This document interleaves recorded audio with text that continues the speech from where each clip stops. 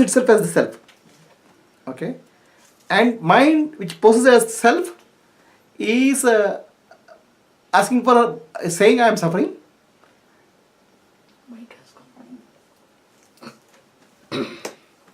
Mind says I am suffering, I want liberation. So it is actually mind itself is seeker, mind itself is trying to find a liberation. Okay, nothing has happened to self. Self is always there, silent.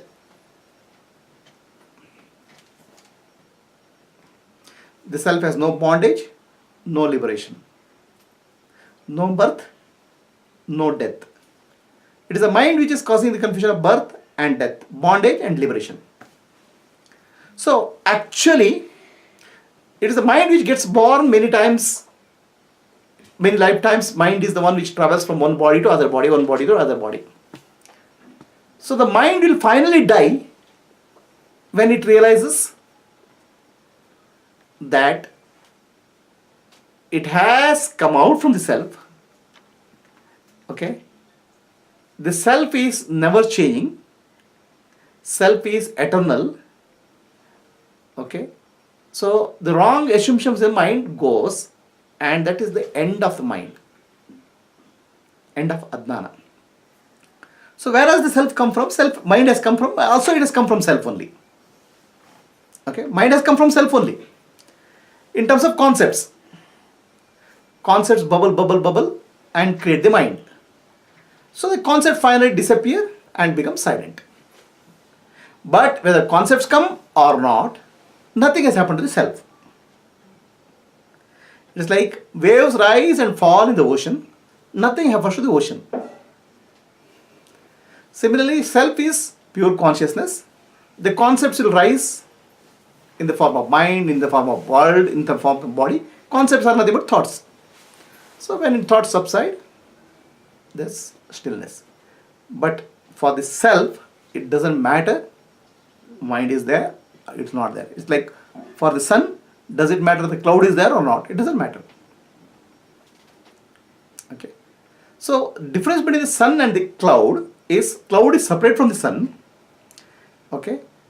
Whereas mind is not separate from the sun. It is a concept which is arising. So mind also appears like conscious. That's all. Whereas cloud is not conscious. Are you getting what I'm saying? So cloud is not conscious, but mind is appearing like consciousness, and it is appearing that it is thinking that I am the self and trying to behave as if it is the self. Okay, so mind is arising from the self in the form of concepts, but nothing has happened to the self. And once the mind understands its own nature, the mind will become silent. That is called self-realization. There's nothing for the self to realize. It's only self-recognition in that sense. By whom? By the mind. And self-recognition is the death of the mind. Mano nasha. Okay. Otherwise, whatever meditation practice you do, only mano laya. Mind is made silent. It's like there are a lot of concepts coming. You keep it make silent. A lot of kriyas you do. So mind will become silent for some time. Then again pops up. Because the concepts keep on rising. Understand? Any questions? Guruji, ಇದು absolute ಮತ್ತೆ consciousness ಎರಡಕ್ಕೂ ಏನು ವ್ಯತ್ಯಾಸ ಹೇಳ್ತಾರೆ. Keep the question. Ask the question at the end.